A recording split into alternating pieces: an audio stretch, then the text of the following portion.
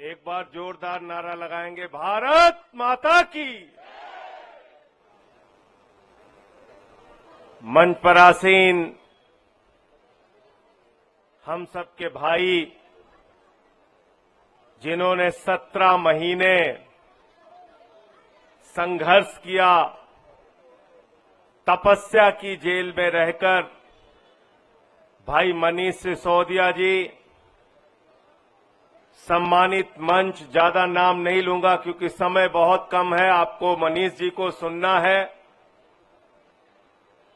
मैं बीजेपी वालों को एक ही सलाह देना चाहता हूं और बार बार ये बात कहना चाहता हूं कि भाजपाइयों, एक बात को समझ लो, नफरत की राजनीति में तुम आगे हो सकते हो, झगड़ा कराने की, दंगे फसाद कराने की राजनीति में तुम आगे हो सकते हो, भाई को भाई से बांटने की राजनीति में तुम आगे हो सकते हो, लेकिन जब लड़ने की बारी आएगी तो हिम्मत मत करना आम आदमी पार्टी से लड़ने की, हिम्मत मत करना आम आदमी पार्टी के कार्यकर्ताओं से टकराने की, क्योंकि तुम उसमें कभी नहीं जीत पाओगे, कभी नहीं जीत पाओगे।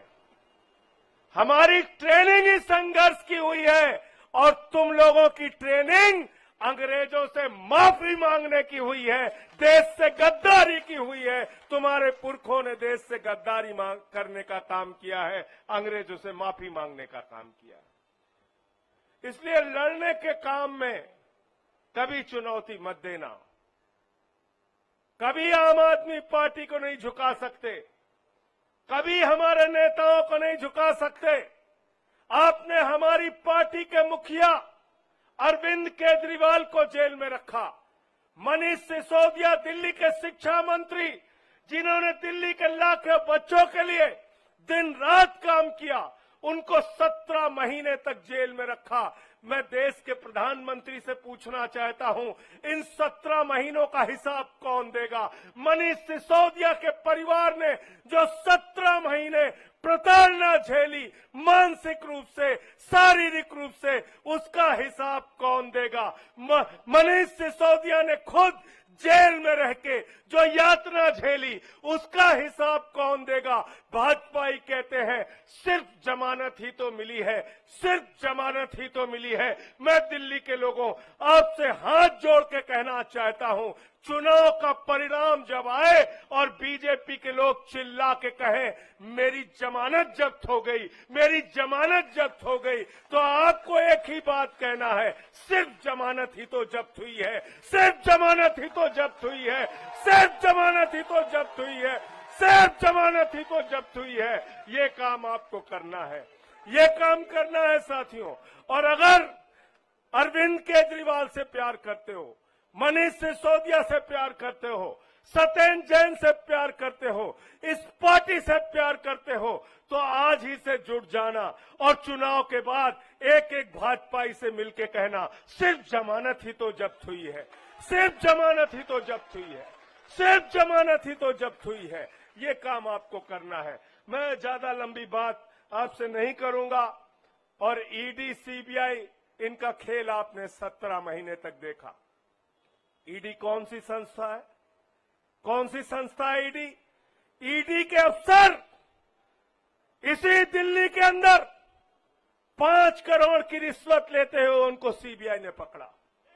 ईडी के अधिकारियों को तमिलनाडु में रिश्वत लेते हुए सीबीआई ने पकड़ा। ईडी के अधिकारियों को राजस्थान की पुलिस ने रिश्वत लेते हुए पकड़ा। और 9 अगस्त को मनीष सिसोदिया की जमानत हुई। 8 अगस्त को 20 लाख रुपए ईडी के असिस्टेंट डायरेक्टर को रिश्वत देते हुए पकड़ा गया। ये बेईमान लोग हैं। ये जांच करेंगे हमारी, ये जांच करेंगे। जिनका कन्विक्शन रेट मात्र 0.5% है, ये जांच करेंगे। और भाजपा ही जांच करेंगे। मैं तो भाजपाइयों के बारे में कहता हूं, हिंदुस्तान की सबसे भ्रष्ट पार्टी अगर इस धरती पर कोई है तो भारतीय जनता पार्टी। देश के जितने बेईमान और भ्रष्टाचारी हैं सब आज नरेंद्र मोदी जी के साथ हैं। तो मैं सिर्फ यही कहना चाहता हूं कि आज मनीष सिसोदिया जी के साथ मिलकर और बहुत जल्दी हमारे नेता अरविंद केजरीवाल जी बाहर आएंगे और हम सब मिलकर, याद रखना ये वादा पूरा करना है आपको। क्या कहना है? चुनाव परिणाम के बाद सिर्फ